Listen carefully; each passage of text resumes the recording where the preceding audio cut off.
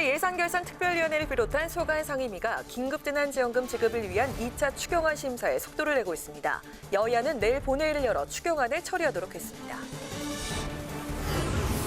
오늘 열린 미래통합당 전국위원회에서 김종인 비대위안이 과반 이상의 찬성으로 통과됐습니다. 하지만 앞서 열린 차기 전당대회 일정을 삭제하기 위한 상임 전국위는 정족수 미달로 무산돼 당 운영에 진통이 예상됩니다. 오늘 국회 외통위 전체회의에서 참석한 김현철 통일부 장관이 김정은 북한 국무위원장의 건강 이상설과 관련해 특이 동향이 없다는 점을 자신한다고 밝혔습니다. 뉴스엠 파워 인터뷰, 오늘은 열린민주당 비대위원장이자 비례대표 2번으로 21대 국회에 입성하게 된 최강욱 당선인과 함께 열린민주당의 향후 진로와 계획을 짚어봅니다.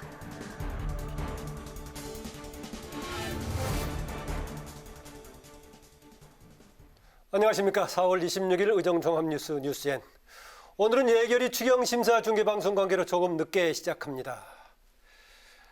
국회가 내일 코로나19 긴급 재난지원금 지급을 위한 2차 추경 처리를 위해서 예결위와 해당 상임위를 열고 심사에 속도를 내고 있습니다.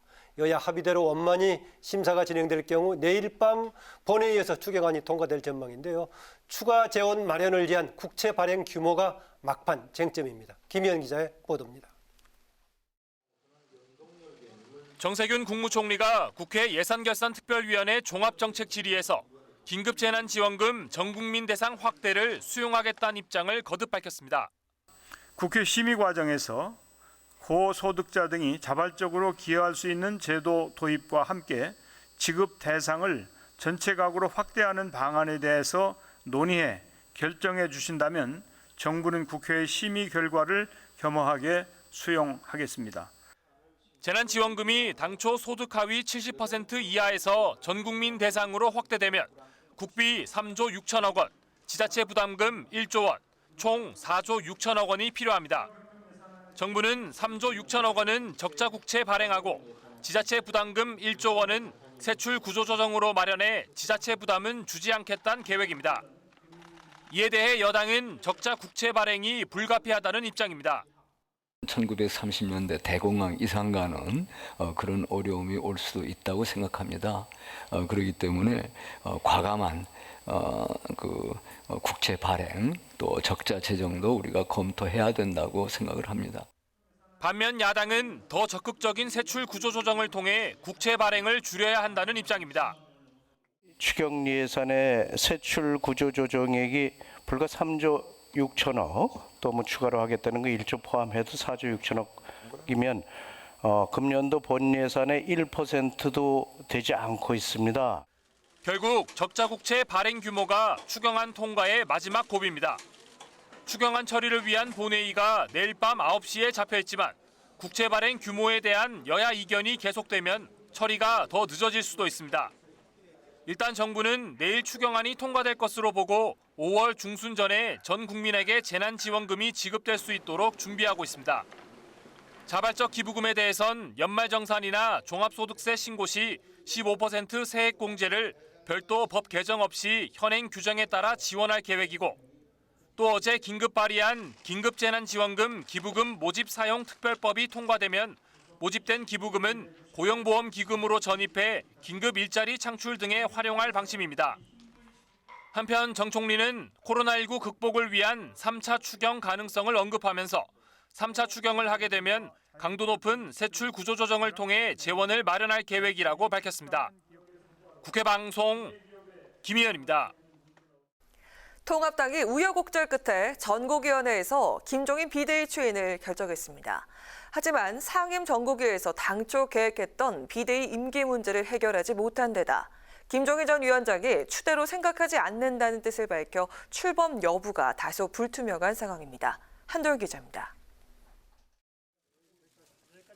미래통합당이 전국위를 소집해 김종인 비대위 체제 추인을 결정했습니다. 통합당 전국위는 김종인 전 총괄선대위원장의 비대위원장 임명 안건을 323명 출석자 중 과반이 넘는 177명이 찬성하며 통과시켰습니다.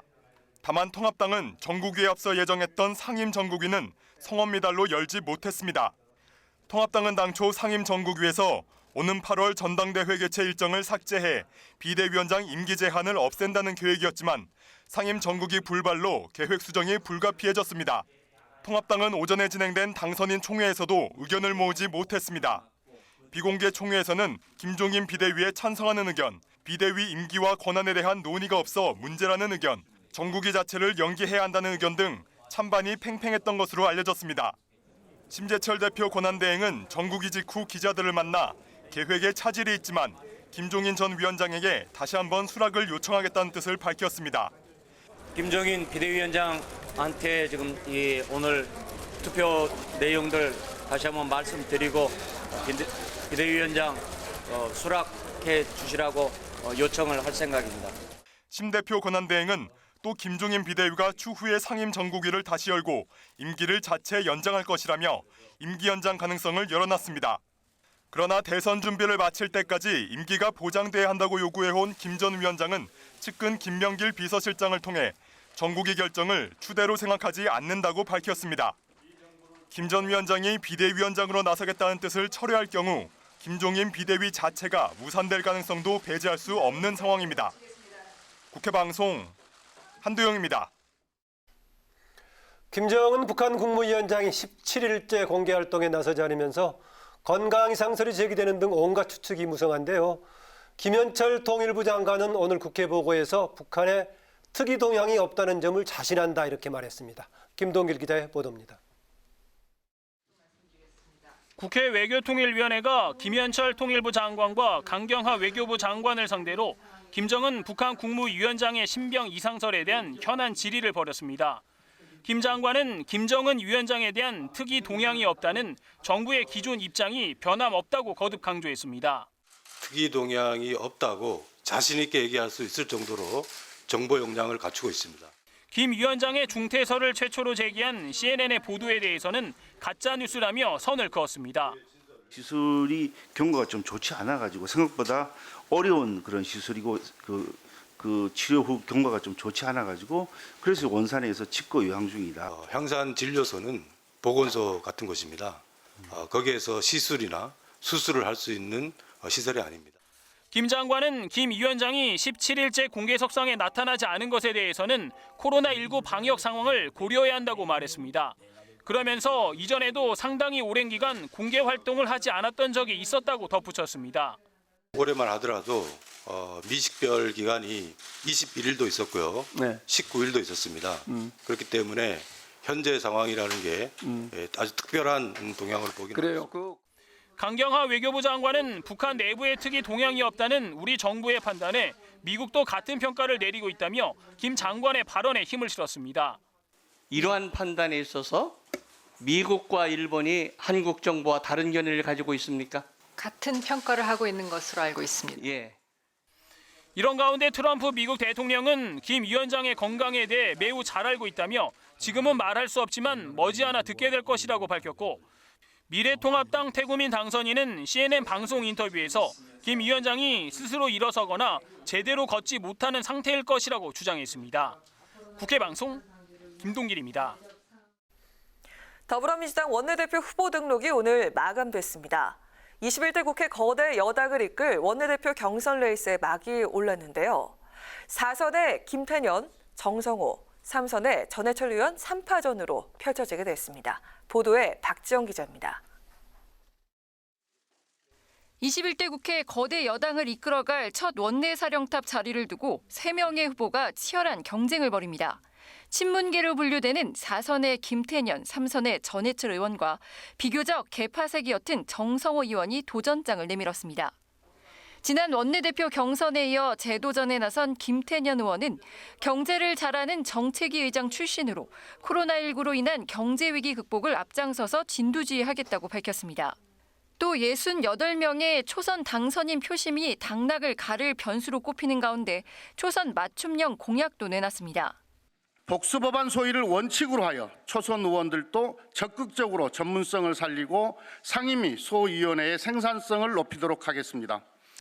노무현 정부에서 민정수석을 지낸 전해철 의원은 당청 간 소통을 강점으로 내세우며 일로 확실한 성과를 낼 수 있는 적임자라고 강조했습니다.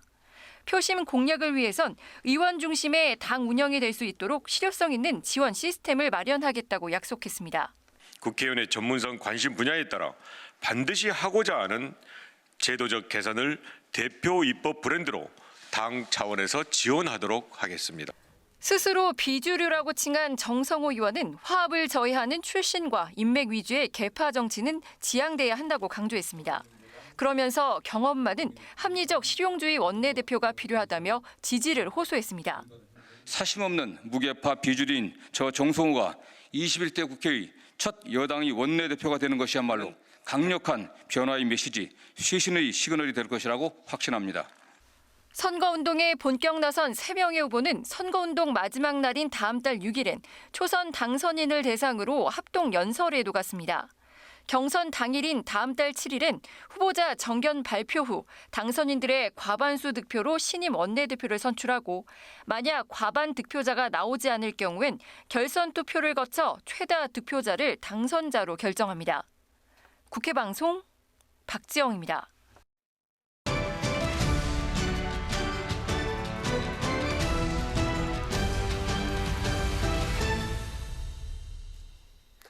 이슈 분석 홍혜진, 임채영 기자입니다. 어서 오세요. 어서 오세요.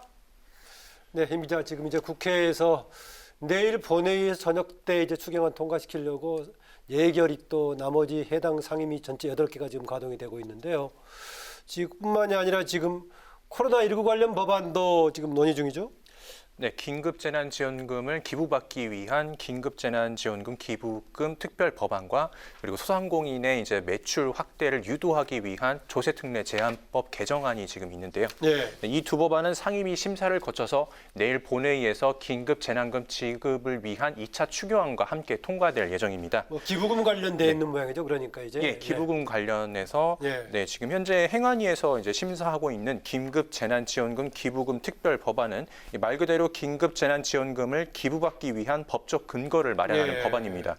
법안은 기부받는 방법을 2가지로 규정하고 있는데요. 긴급재난지원금을 신청할 때나 지원금을 받고 나서 기부하고 싶은 만큼 기부하는 방법이 있고요.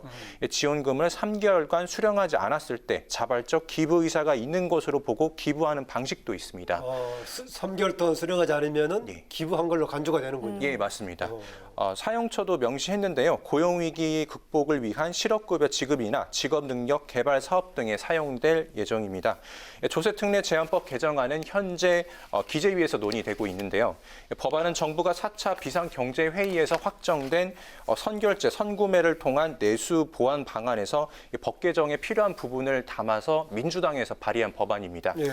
4월부터 6월까지 코로나19 피해를 입은 업종, 예를 들어 음식, 숙박업, 관광업, 공연 관련업, 여객 운송업 등에서 결제한 경우 신용카드나 체크카드 관계없이 소득공제율 80%로 확대하는 내용입니다.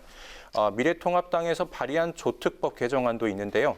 정부 여당이 발표한 대책을 더 확대하는 내용입니다. 더 확대해요? 네. 모든 결제 수단에 대해 피해 업종을 따지지 않고 소비 금액의 80%를 공제하고 기간도 3월에서 8월까지 2배로 늘리자는 건데요. 내일 오전에 기재위 조세 소위에서 논의될 예정이어서 정부 대책보다 소득 공제 범위가 좀 더 확대될지는 좀 더 지켜봐야 할 것 같습니다. 제1야당이 오히려 더 확대하는 쪽이네요. 그러니까. 네, 맞습니다. 당정이 서울과 경기도를 포함한 8개 시도의 초중고 학생들을 대상으로 농산물 꾸러미 지원 사업을 또 시행한다고 하는데 이거 자세히 좀 설명해 주시겠습니까? 농산물 이제 꾸러기 지원 사업은 농가의 피해를 줄이기 위한 사업입니다. 각 광역단체와 기초지자체에서 특별 판촉 행사로 농산물 판매를 지원하고 있지만 이번 코로나19 사태로 학교 급식이 중단이 되면서 학교 급식 소비처를 잃은 식자재 납품 농가들이 이제 피해가 계속 커지고 있는데요. 그러겠어요. 네, 당정은 농산물을 구입해 학생들의 가정으로 배송해 주거나 농축수산물 매장 쿠폰을 지급하는 방식으로 지원을 할 예정입니다. 지원에 필요한 예산은 학교가 개학하지 않은 3월부터 4월 2개월간 집행되지 않은 무상급식 예산을 활용한다는 방침입니다. 네, 임채원 기자. 그 압승한 민주당 호사다마라고 할까요? 지금 이제 성추행 파문 일으킨 오거돈 전 부산시장 제명했는데 또 민주당과 관련된 비례정당 더불어시민당의 양정숙 당선인 이 부동산 관련 의혹이 지금 쟁점이 되고 있어요. 예, 민주당의 이런 이딴 악재에 민주당이 이제 당혹감을 갖추지 못하고 있는데요. 호사다마란 표현을 했는데. 예. 네, 일단 양정숙 비례대표 당선인의 이제 재산 증식 의혹이 지금 논란이 되고 있는 건데요. 중앙선관위에 따르면 양 당선인이 신고한 재산 규모는 약 92억 원인데 지난 2016년 총선 당시 신고한 금액은 약 49억 원입니다. 예. 43억 원 정도 차이가 나는 건데요. 4년 만에요. 예. 네, 맞습니다. 4년의 기간 동안 43억이 이렇게 좀 늘어난 건데 일부 언론에서 부동산 거래 과정에서 가족 명의를 도용하고 세금을 탈루한 것이 아니냐는 의혹을 제기했습니다. 시민당은 당적 박탈과 검찰 고발을 비롯해 당이 취할 수 있는 가장 강도 높은 조치를 취하겠다고 밝혔는데요. 예. 오늘 당 윤리위가 오후에 열렸는데 당 윤리에 참석한 양 당선인은 의도한 바는 아니지만 죄송스럽게 생각한다며 자진 사퇴와 관련해서는 민주당에 돌아가서 의논하고 싶다고 이렇게 밝혔습니다. 네. 예, 뭐 당에서 제명하더라도 지금 당선인의 경우에는 뭐 그대로 직위 유지되는 거죠, 지금. 네, 양 당선인이 자진 사퇴를 하지 않으면은 이제 의원직은 계속 유지가 됩니다. 게다가 대법원에서 형이 확정되기까지 짧게는 수개월부터 길게는 1년에서 2년까지도 이렇게 걸리기 때문에 그때까지 의원직을 유지할 수 있을 것으로 보입니다. 다만 시민당에서 고발하지 않거나 의원직 상실형이 이제 선고되지 않았을 경우에는 4년의 임기를 모두 채울 수가 있습니다. 네, 이어서 홍혜진 기자와 통합당 소식 알아보도록 하겠습니다. 앞서서 리포트에서도 다뤘지만 결국 김종인 비대위 체제가 출범을 했습니다. 김종인 비대위원장 임명안이 전국위를 통과하기까지 우여곡절이 참 많았다고 하던데. 네, 상당히 많았습니다. 오늘 김종인 비대위 체제가 출범하기 위해서는 넘어야 할 산 2개가 있었는데요. 하나가 바로 임기를 수정하기 위한 상임 전국위였고요. 또 하나는 이 임명 동의안 의결을 위한 전국위였습니다. 예, 그런데 상임 전국위는 앞서 리포트에서도 보셨지만 이 정족수 미달로 무산이 됐고요. 전국위는 과반 이상 출석에 과반 이상 찬성으로 통과가 됐습니다. 네. 상임 전국위는 현재 통합당의 당원 가운데 이 8월 31일까지 전당대회를 열어야 한다는 이런 조항이 있는데 이 조항을 고치기 위한 것이었는데요. 당헌을 개정하기 위한 그 회의였군요. 그렇죠. 그러니까. 근데 이 회의 47명 정원에 17명만 참석을 하면서 아예 열리지를 못한 겁니다. 이 상임 전국위가 무산되면서 전국위도 무산되는 것 아니냐 이런 전망이 나오기도 했는데요. 이 상임 전국위가 무산됐는데 전국위가 열린 것 이번이 처음입니다. 이 때문에 조경태 최고위원은 전국위 회의 후에 기자들과 만나서 이 전국위 개최 자체가 편법이다 이렇게 비판하기도 했습니다. 향후 이 부분을 두고서도 논란이 불거질 수 있을 것으로 보입니다. 네, 이제 그러다 보니까 이런 이제 절차상의 문제를 제기하는 사람도 있고 또 그 기간이 길어지다 보니까 반대하는 목소리도 나오고 있고요. 그렇죠. 이게 최종 이제 비대위원장이 돼가지고 출범할지 모르겠지만 하여튼 쉽지 않은 길이겠어요. 네, 아무래도 뭐 계속해서 반대 목소리가 나왔고 지금 뭐 입장 표명도 나오고 있는데 그 얘기는 조금 이따 제가 좀 해드릴 텐데 먼저 이 우선 비대위 구성 자체에 반대하는 목소리가 당내에 상당히 있습니다. 이 대표적으로 조경태 최고위원 그리고 조혜진 당선인이 해당이 되는데요. 이 그동안의 비대위가 사실상 많이 실패를 했습니다. 이 부분을 지적을 하고 있는 거고요. 당이 좀 정상적으로 운영하기 위해서는 조기 전당대회를 개최를 해야 한다. 이런 것들의 이들의 주장입니다. 통합당 내 3선 이상의 의원들도 지금 김종인 비대위에 대해서 청사진이 보이지 않는다 이러면서 비판의 목소리를 내고 있는 겁니다. 특히 김 전 위원장이 내세운 이 40대 기수론이 견제 심리를 발동한 것 아니냐 이런 분석도 나오고 있습니다. 3선 이상이 자칫 구태로 여겨질까 봐 우려스럽다는 건데요. 이와 함께 김 전 위원장이 제시한 전권 위임 이것도 반감을 불러일으키는 요인이 되고 있습니다. 심재철 권한대행이 전권이 아닌 당대표 권한이라고 해명하기도 했습니다. 네, 김종인 비대위가 어떤 행보를 앞으로 보일까요? 네, 뭐 비대위 이번에 추인은 받긴 했는데 지금 출범을 할 수 있을지는 좀 지켜봐야 될 것 같은 상황입니다. 추대 수준에 못 미친다라고 제명길 지금 측근 얘기를 하고 있고. 네, 지금 그걸 이제 기자들에게 문자 메시지로 지금 발송을 한 것 같은데요. 이 당장 김 위원장이 시한부 비대위를 받아들일 수 있을지 이게 불투명한 상황입니다. 임기 부분이 지금 해결이 안 됐습니다. 8월 전당대회까지 사실상 지금 4개월이 남았기 때문에 어떤 걸 하더라도 결과를 도출하기는 어려운 시간이 판단이 분명해 보입니다. 이 추대로 볼 수 없다는 지금 그 측근의 말도 나왔기 때문에 굉장히 부정적인 기류가 읽히는 것도 사실입니다. 만약 그런데 임기 문제를 해결을 해서 이미 그 김 위원장이 이 위원장직을 수락을 하게 된다면 위원장에게 남은 이 과제도 사실 굉장히 많을 것으로 보이는데요.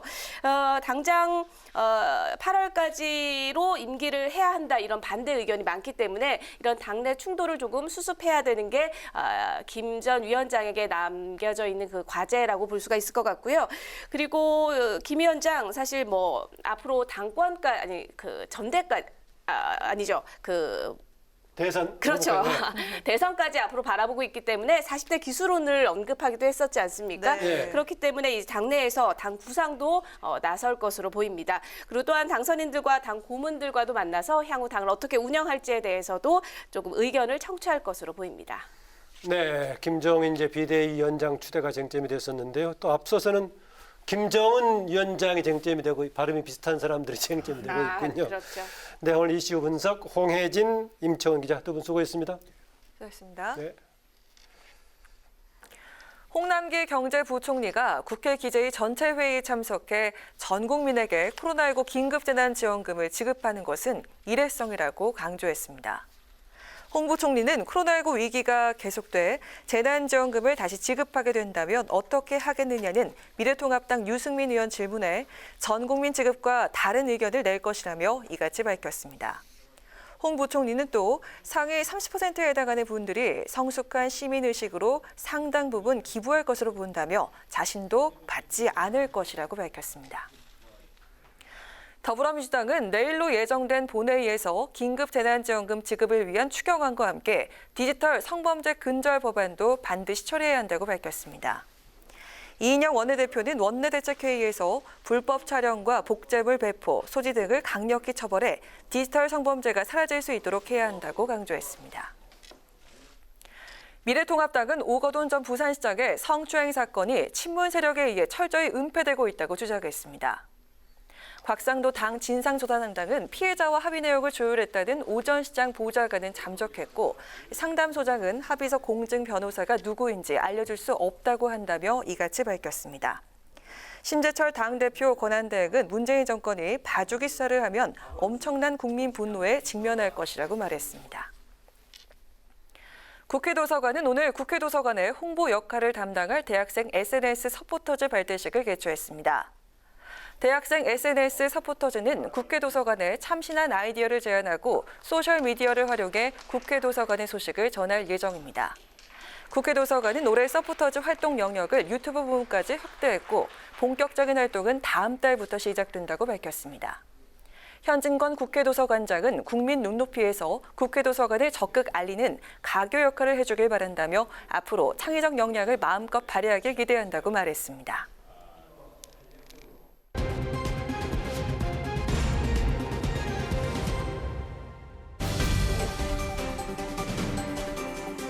오늘의 정치 키워드 탑3 시간입니다. 4월 28일 정치면을 장식한 뉴스는 무엇이었는지 첫 번째 키워드부터 만나보시죠. 다음 달 7일로 예정된 더불어민주당의 21대 국회 첫 원내대표 경선 레이스가 오늘 후보 등록 마감으로 본격적인 막이 올랐습니다. 이틀간의 후보 접수 결과 김태년, 전해철, 정성호 3파전으로 최종 확정됐는데요. 오늘부터 열흘간 당내 의원과 당선인을 대상으로 치열한 표심 잡기에 나선 새 후보들. 특히 초선 당선인들을 향한 구애가 벌써부터 뜨겁다고 하는데요. 어떤 이유일까요? 21대 국회에서 180석의 거대 여당을 이끌 더불어민주당 원내대표 경선은 친문 후보 2명과 비주류 후보 1명의 3파전으로 압축됐습니다. 어제 일찌감치 출사표를 던진 정성호 의원에 이어서 오늘 김태년 의원과 전해철 의원이 각각 기자회견을 열고 출마를 공식화했는데요. 이번 경선에서 한 표를 행사하게 될 민주당 지역구 당선인은 총 163명. 이 가운데 초선 당선인이 68명으로 전체의 40%에 달하는 규모입니다. 사실상 당내 최대 그룹인 이 68명의 초심이 어디로 쏠리느냐에 따라서 여당 원내 사령탑의 얼굴이 바뀔 수 있다는 얘긴데요. 실제로 총선 후 치러지는 첫 원내대표 경선이 예상 득표수를 맞추기도 가장 어려운 것으로 알려지고 있습니다. 이에 따라 이번 경선에 나선 새 후보들은 어제 국회에서 열린 초선 당선인 워크숍 현장을 찾아서 눈도장을 찍는 등 초심을 잡기 위해 분주한 모습을 보이고 있습니다. 재선 이상의 의원들만 해도 계파나 친소 관계 등에 따라서 지지할 후보를 일찌감치 정했을 가능성이 높지만 초선 당선인들의 표심은 그야말로 개척하기 나름인 블루오션으로 평가되고 있는데요. 의욕이 넘치는 초선 당선인들의 마음을 사로잡고 거대 여당의 첫 원내 사령탑이 될 인물은 과연 누가 될까요? 이어서 오늘의 두 번째 정치 키워드입니다. 최근 야권이 집중하고 있는 이슈 중에 하나죠. 오거돈 전 부산시장의 성추행 파문과 관련해 미래통합당과 미래한국당이 연일 맹공에 나서고 있는데요. 각기 당내 진상조사팀을 꾸리고 본격적인 활동에 들어간 두 당은 여권의 개입 의혹을 제기하며 함께 협력해서 진상규명에 나서겠다는 뜻을 밝혔습니다. 오거돈 성범죄는 위력에 의한 강제추행입니다. 청와대와 민주당에서는 몰랐다라고 시치미를 떼고 있습니다. 그런 게 가능할지 여러분들이 상식으로 비춰봐도 납득이 잘 가지 않습니다. 민주당 인사들의 비상식적인 일탈 행위가 가히 성추문 백화점이라 할 만합니다. 미래한국당은 미래통합당의 진상조사단과 함께 진실을 규명하고 최선을 다할 것입니다. 오거돈 전 부산시장의 성추행 사건과 관련해 오늘도 공세에 나선 미래통합당과 미래한국당. 특히 두 당은 청와대와 민주당 수뇌부가 처음부터 인지하고 있었을 거라고 은폐 의혹을 제기하며 맹공을 펼쳤는데요. 민주당 성범죄 진상조사단 첫 회의를 가진 통합당은 오 전 시장이 사건 발생 직후 피해자와 함께 총선 후 사과, 사퇴 약속 이행 내용을 공증한 곳이 문 대통령이 세운 법무법인 부산이라는 점을 들어 의혹 제기에 나섰습니다. 미래한국당도 총선을 염두에 두고 은폐한 정황이 눈덩이처럼 불었지만 민주당은 여전히 꼬리 자르기로 일관한다며 오 전 시장 사퇴까지의 전 과정을 밝혀야 한다고 주장했습니다. 한편 야당의 이 같은 은폐 의혹 제기에 대해서 청와대는 황당하다라는 반응을 보였는데요. 청와대 고위 관계자는 오늘 춘추관에서 기자들을 만나 문 대통령은 2012년 국회의원에 출마하면서 법무법인 부산 지분을 다 정리했다며 아무 관련 없는 내용을 갖고 억지로 연결시키고 있다고 강조했습니다. 오 전 시장 성추행 사건과 관련한 미래통합당과 미래한국당의 진상조사위에서는 진상규명을 촉구하는 목소리 이외에도 일부 여성조사위원들이 그동안 우린 어땠는지 되돌아봐야 한다며 야당도 자성이 필요하다고 지적한 것으로 전해졌는데요. 과연 이번 파문이 어디까지 이어질지 좀 더 지켜봐야겠습니다. 마지막으로 세 번째 오늘의 정치 키워드입니다. 국내에 코로나19 첫 확진자가 나온 지 오늘로 꼭 100일이 됐습니다. 오늘 신규 확진자 수는 14명으로 지금까지 누적 확진자가 총 1,752명으로 집계가 됐는데요. 코로나 100일을 맞아서 정부가 이에 대한 평가를 내놓으면서 눈길을 끌었습니다. 세계적 대유행으로 글로벌 충격과 세계인들의 일상을 뒤흔든 코로나19. 우리나라는 지난 1월 20일 첫 확진자가 발생한 이후 2월 말에는 하루 신규 확진자가 900명 넘게 발생하면서 확산세가 절정에 달했는데요. 최근에는 신규 확진자 수가 10명 안팎을 유지하고 있어 비교적 안정세를 보이고 있습니다. 발생 100일째인 오늘 정례 브리핑에 나선 윤태호 중앙사고수습본부 방역총괄반장은 위기 속에서도 안정적인 상황을 만들었다며 국민과 의료진, 공무원들에게 감사를 표했습니다. 특히 전 세계에서 가장 적극적인 검사를 통해 확산을 차단할 수 있었다면서 의료진의 협조가 주요했다고 강조했는데요. 그럼에도 불구하고 여전히 코로나19는 현재 진행형이라며 사회적 거리 두기를 거듭 요청했습니다. 오늘 중대본 회의를 주재한 김관미 복지부 차관도 여전히 경로를 알 수 없는 감염이 반복적으로 발생하고 있어서 결코 안심할 수 있는 상황은 아니다라며 이번 주말부터 시작되는 연휴가 생활 방역으로 전환하기 전 중대한 고비인 만큼 가급적이면 모임이나 행사, 여행 등은 자제해 줄 것을 당부했습니다. 지난 100일 동안 코로나19에 대응하기 위해 참여한 의료진은 의사와 간호사, 간호조무사를 포함해 모두 3,720명이나 된다고 하죠. 수많은 의료진과 방역 공무원 그리고 한마음으로 사회적 거리두기에 참여한 모든 국민들의 노력이 헛되지 않도록 이제는 2차 유행을 염두에 둔 장기적인 방역 대책 마련과 생활 방역 정착에 집중해야겠습니다. 이상으로 오늘의 정치 키워드 탑3였습니다.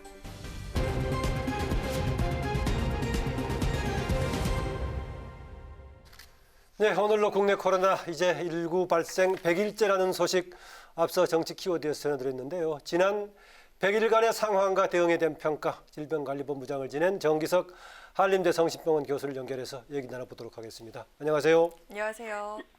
네, 안녕하십니까? 네, 정 교수님 지난 3월에 출연하시고 좀 됐습니다.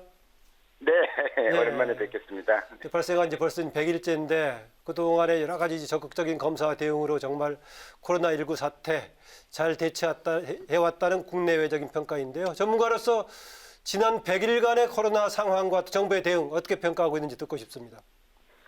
예, 정부가 지금 100일째의 평가를 해보면 참 잘했다. 예, 정말 한때 몸담았던 사람으로서 정말 칭찬해주고 존경과 경의를 보냅니다. 특히 보건복지부 그리고 질병관리본부에서 정말 잘해서 이만큼이라도 잘했고 선진국이라고 우리가 알고 있는 그런 국가에서 다 이렇게 힘든 모습을 보면서 정말 우리나라가 참 잘해왔구나라고 생각을 하고요. 다만 몇 가지 초기 이제 출입국 관리라든지 마스크 계약 관련해서 좀 교육부의 문제라든지 심각 단계 격상 등등 이제 지적하고 싶은 것들이 있는데요. 다 지났으니까 그렇고 앞으로 우리 그 정은경 본부장님을 온 국민들이 다 이제는 참 존경하고 또 따르고 하니까 이분이 좀 더 방역 관련 정책을 펼 때 정은경 본부장과도 좀 충분히 상의를 해서 정책을 결정하면 과거에 조금씩 빗나갔던 그런 정책들이 없지 않을까 그렇게 기대를 합니다. 예, 본부장과의 협력을 조금 더 강화했으면 좋겠다는 추가적인 주문이시네요. 네, 지금도 전 세계적으로 이 코로나19가 확산되고 있는 가운데 우리나라는 감소세로 돌아섰는데요. 다른 나라에 비해서 국내 코로나19 확산세가 이렇게 눈에 띄게 줄었던 가장 큰 요인이 어디에 있다고 보십니까? 결국 이제 방역 당국이 조기에 진단을 하고 확진자를 가려내고 접촉자를 격리하고 했던 그게 제일 컸고요. 그다음에 두 번째로는 국민들이 적극적으로 협조를 했고 대구 경북에서 크게 터지는 바람에 또 일부 상당히 많은 국민들이 겁이 났죠. 그래서 마스크 잘 쓰고 개인위생 잘 지키고 이랬던 덕에 우리는 사실은 강제적으로 소위 외국에서는 락다운이라는 그 봉쇄는 없었지만 실제로 개개인이 다 그런 봉쇄를 하는 것과 마찬가지로 해왔기 때문에 이렇게 안정세를 계속 유지할 수 있지 않나 그렇게 봅니다. 근데 아직은 좀 안심할 단계가 아니라는 정부의 발표도 있습니다. 올 가을쯤에 2차 유행 가능성까지 유행 가능성도 거론이 되고 있는데 그 이유가 무엇인지 궁금한데요. 2차 유행을 안 하기가 좀 어렵다고 저는 보고 있고요.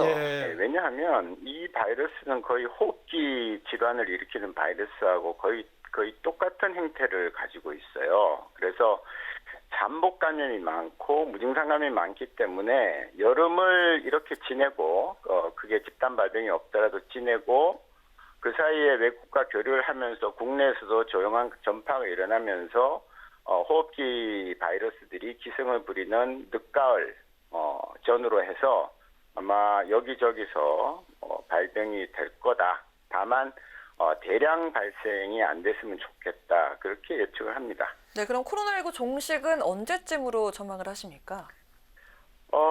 대량 발생이 없으면 금년 가을을 잘 넘기면 한 내년 봄 정도는 괜찮을 것 같고요. 만일 발생이 된다면 그 시점으로부터 최소 2달, 또 길게는 한 4달 정도까지는 자잘한 발생들이 계속 될 거기 때문에 정말 최대 우려하는 것은 매년 지금 찾아오는 독감이나 감기 같은 그런 바이러스가 되거나 아니면 더 나쁜 것은 대변이를 일으킴으로써 지금까지 우리가 노력하고 있는 백신과 치료제가 조금 무력해질 수 있는 상황도 염두에는 두어야 된다고 보는 거죠. 네. 애초에 정 교수님께서 이렇게 뭐 계절에 따라서 사그라드는 것이 아니라 약화되면서 다시 계절병처럼 나올 수 있다라고 말씀하셨는데 역시 이제 그런 추세로 보고 계시는군요. 예. 네, 그렇습니다. 우리는 이게 전 세계에 지금 감염 안 된 나라가 없기 때문에요. 이제 남쪽에 있는 뭐 호주, 아프리카, 남미 쪽에서 계속 바이러스가 기승을 부릴 거고 그것이 또 이쪽 우리 가을이 북반구의 가을이 오고 이쪽으로 또 넘어오고 이렇게 하면서 서로 이제 교환하면서 이게 바이러스가 살아가는 거거든요. 그래서 뭐 안 오면 정말 감사하다 이렇게 생각하고 있습니다. 예, 어쨌든 간에 이제 사회적 거리두기가 길어지면서 국민들도 이제 피로감이 높아지고 있지만은 그래도 지금 이제 연휴 겹치면서 또 한 번 중대 고비가 될 거란 이런 우려도 있습니다. 국민들에게 당부하고 싶은 말 마지막 주시면서 오늘 마무리할까 합니다. 예, 거리두기 정말 지키셔야 되는데요. 야외는 비교적 자유롭게 다니셔도 됩니다. 그러나 실내에서 가족 말고 여러 사람들이 모이는 거는 아직까지는 정말 금지를 해주셔야 되고요. 네. 그다음에 가장 기본인 손 씻기, 기침 예절, 마스크 잘 쓰기 하는 이런 개인위생 수칙은 우리가 종식을 선언할 때까지 끝까지 지켜주셔야 안전하게 넘어갈 수 있습니다. 네, 정 교수님 오늘 고맙습니다. 감사합니다. 네, 감사합니다. 네, 지금까지 정기석 전 질병관리본부장이었습니다.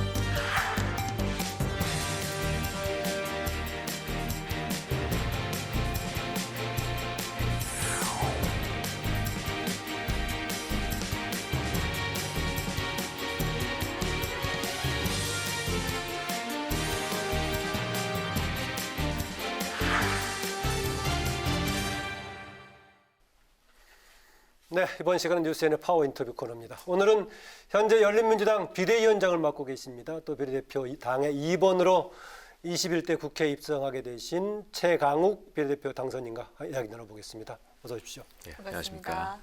네, 변호사에서 청와대 비서관으로 이제 입법부에 국회로 진입하신 거 축하드립니다. 축하드립니다. 예, 축하를 많이 해주시는데 네. 좀 찜찜함이 있습니다. 아, 그렇습니까? 그 방송에서 투표일 직전쯤 됐던 것 같은데요. 당시에 그 후보죠. 지금은 당선인인데 김진애 후보가 이 자리에 와서 질문했었는데 알고 있습니다. 예. 당시에 당시 상황은 한 6석 정도 될 것 같은데 그래도 12석을 목표로 하고 있다 이런 얘기했어요 당시에. 아무도 저희가 이렇게 3석 당선될 거라고 생각하시는 분은 없었고요. 예. 최소한 6석은 보장이 확보가 돼 있고 두 자릿수를 가느냐 못 가느냐. 예. 그게 당시 언론의 관심사였죠. 네. 네. 그래서 김진애 지금 당선인도 당시 그렇게 얘기를 했었는데 이렇게 3석으로 기대보다 많이 쭈그러든 거 소감이 어떠십니까? 그래서 제가 처음에 축하를 해주시는데도 좀 찜찜하다고 말씀을 드렸는데. 이제 당 때문에 그러셨군요. 네.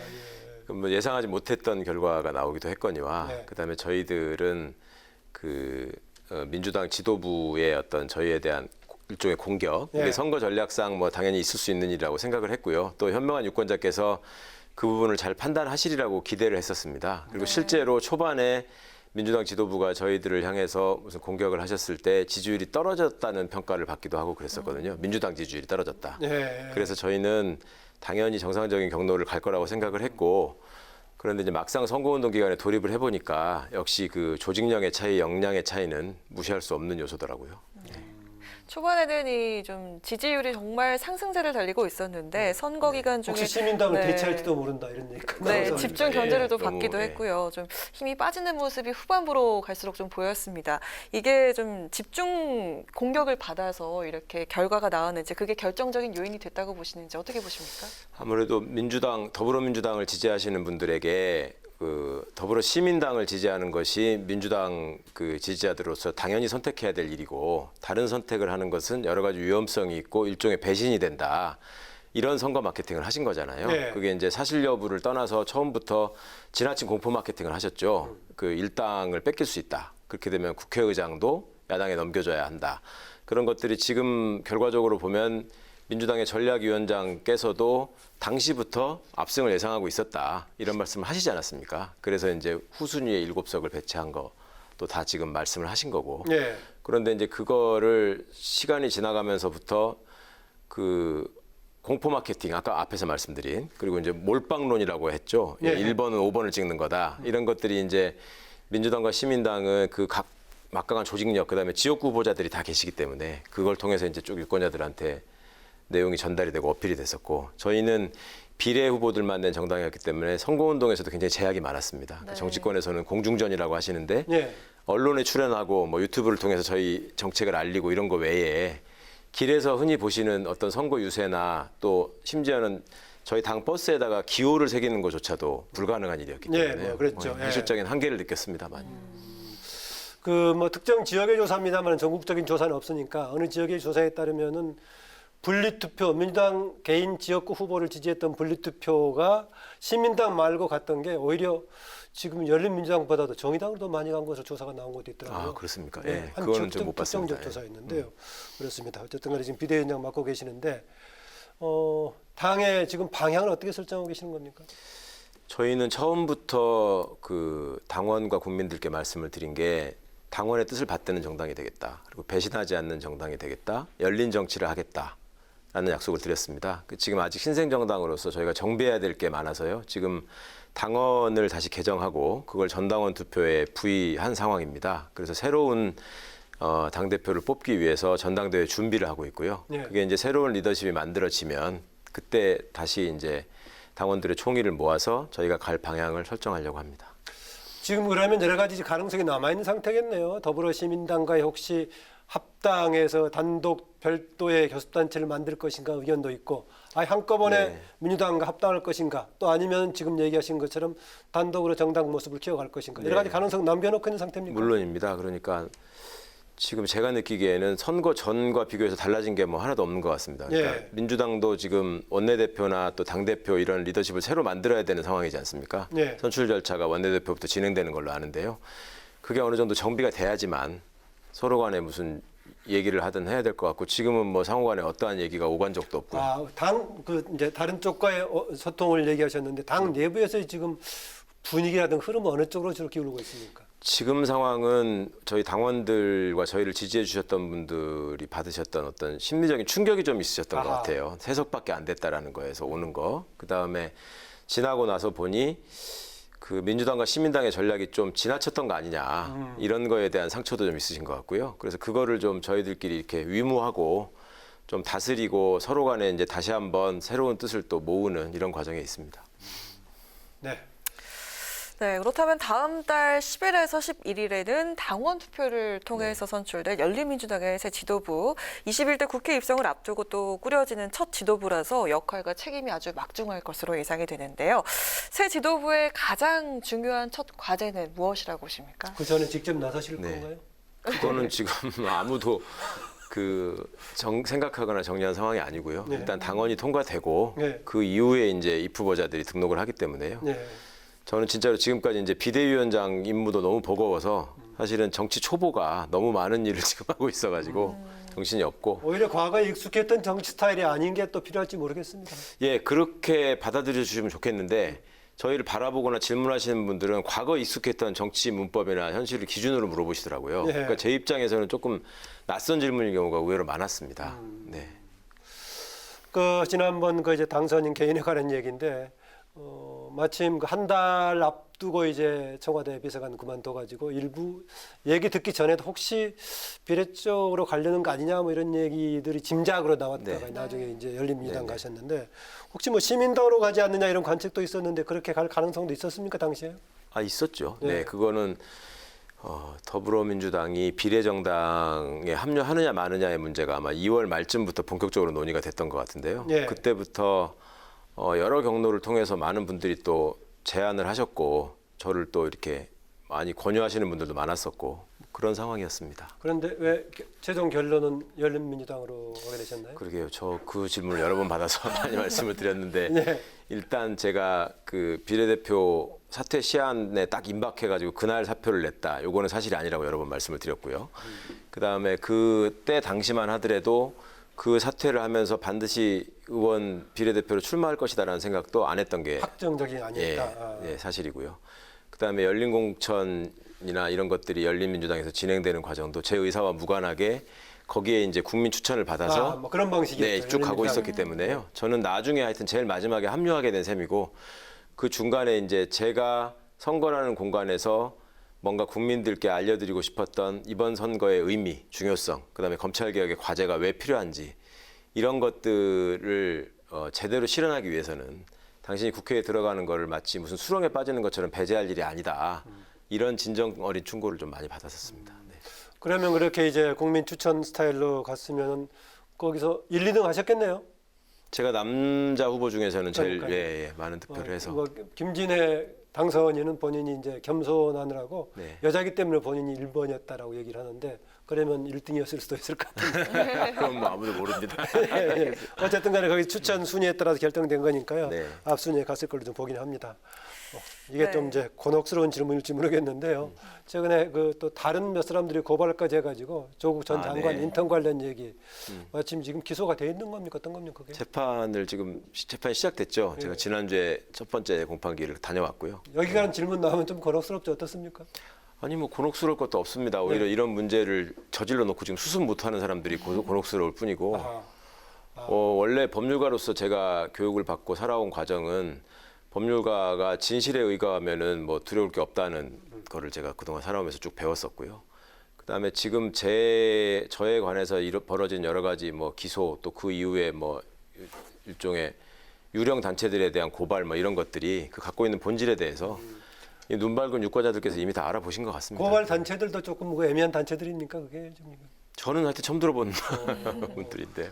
그러니까 내용도 좀 너무 부실하고요. 제가 그 관련해 가지고 일반 그 시청자들이 봤을 때 어느 지점을 좀 주목해서 봐줬으면 하고 얘기할 수 있을 것 같습니까? 지금 이제 재판 진행 중인 거 관련해 가지고요. 일단 그 기소가 됐으니 무조건 당신은 죄인이다. 이거는 헌법에 위배되는 논리이자 주장입니다. 네. 그리고 검찰이 가장 원했던 바이기도 하기 때문에 거기에 현혹되시면 안 된다고 생각합니다. 제가 여기서 말씀드리는 검찰은 검찰 구성원 전체를 말씀드리는 게 아니고 늘 제가 한 줌도 안 된다고 말하는 그 정치 검찰을 말씀드리는 겁니다. 네. 그 기소의 내용, 과정, 날짜, 그 수준 이런 것들을 보면 이게 얼마나 엉터리 없는 정치적인 기소인지는 이미 다 드러났다고 생각하고요. 그다음에 나머지 부분들도 무슨 고발이 됐기 때문에 당신을 겨눠서 검찰이 또 다른 무슨 해코지를 하거나 공작을 할지 모른다라고 걱정해 주시는 분들이 의외로 굉장히 많으시더라고요. 그만큼 검찰이 저지른 어떤 일종의 난동에 대한 상처가 깊으신 거죠. 근데 저는 법률가의 한 사람이고 그다음에 과거에 또 이런 일들을 많이 겪어봤기 때문에요. 그다지 뭐 크게 신경 쓰지 않고 있습니다. 네. 얘기 나온 김에요. 그 당선 확정된 지 하루 뒤인가 이틀 뒤인가 17일자에 그 SNS에 올렸던 글 지금 얘기한 한 줌도 안 되는 그 좀 문제가 있는 검찰들 관련 지적해가지고 논란이 좀 있었습니다. 그 논란에 대해서 어떻게 생각하십니까? 그게 의미를 본인들이 가지고 있는 확증 편향 내지는 뭐 인지 왜곡 때문에 곡해들을 하셔서 제가 세상이 바뀌었다는 거 뭐 이런. 네, 검찰 개혁과 언론 개혁을 약속드렸다. 개혁이라고 하는 것은 기존의 세상에서 이 사람들이 갖고 있는 문제점들이 심각하기 때문에 그걸 바꾸는 게 개혁입니다. 그러니까 당연히 세상이 바뀌었다는 거를 느낄 수 있어야지 개혁이 완수되는 거라고 저는 말씀을 드린 거고요. 네. 그다음에 그 과정에서 그 한 줌도 안 되는 사람들하고 자기를 동일시하지 마라. 그러니까 자기가 언론 종사라는 이유만으로 검찰 구성원이라는 이유만으로 저거 나한테 왜 저러지? 이렇게 받아들이시는 분들이 또 의외로 있더라고요. 그래서 당신 얘기가 아니다. 왜 스스로 거기에다가 한 줌도 안 되는 무리에 스스로 동참하려고 하느냐.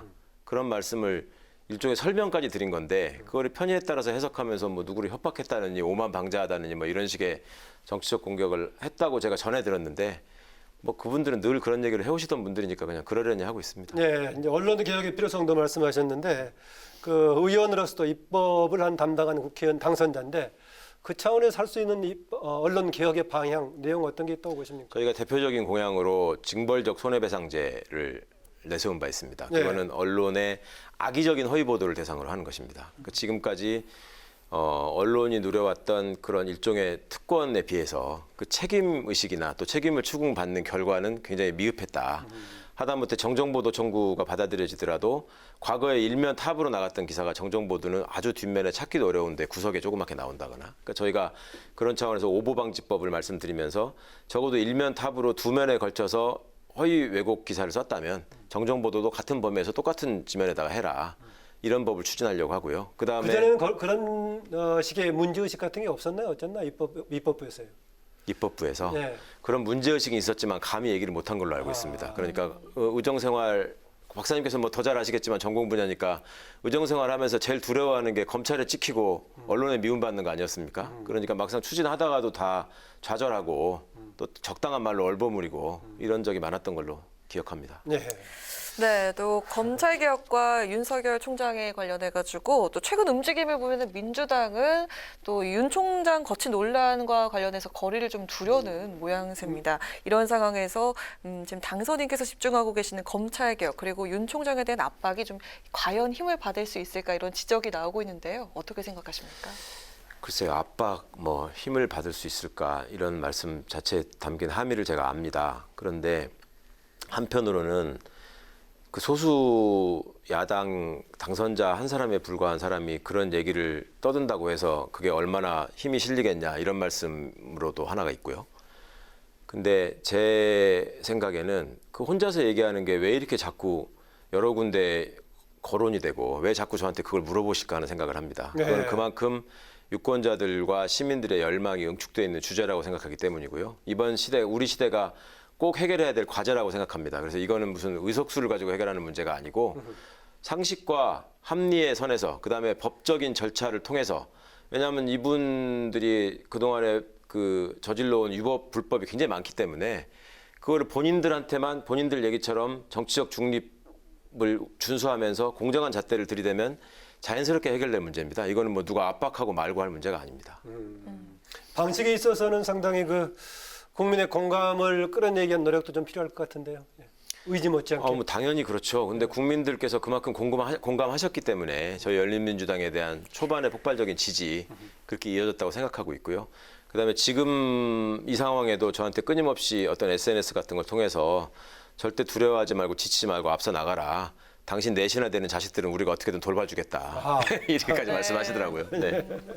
또 앞으로 큰 포부를 가지고 국회에 입성을 하시게 될 텐데요. 21대 국회에서 또 앞으로 어떤 목표를 가지고 어떻게 달려나갈 계획이신지 한 말씀 부탁드리겠습니다. 네, 늘 어느 자리에서든지 말씀을 드렸던 게 저희는 배신하지 않는 정치를 하겠다는 말씀을 드렸습니다. 네. 그리고 열린 정치를 하겠다는 말씀을 드렸습니다. 정당이 폐쇄적인 의사결정 구조 하에서 유권자의 뜻을 외면하고 일방적으로 어떤 정책을 추진하거나 좌절하는 일은 저희는 없을 것입니다. 예.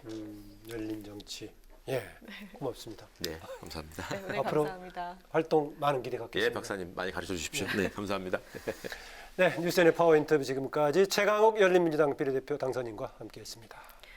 네, 맑은 날씨 속에 대기가 점차 메말라가고 있습니다. 서해안을 제외한 전국에 건조특보가 발효 중인데요. 산불 위기경보는 심각 바로 전 단계인 경계 수준을 유지하고 있는 만큼 불씨관리 잘해주시기 바라겠습니다. 네, 예결위 추경심사 중계방송 때문에 조금 늦게 시작했던 뉴스N 오늘은 여기까지입니다.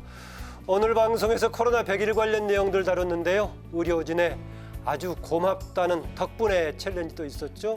코로나19 감염병 시대를 겪으면서 우리 주변에 대한 따뜻한 마음 또 공동체에 대한 유대가 소중하다는 것을 새삼 깨닫고 있습니다. 시청해 주셔서 고맙습니다.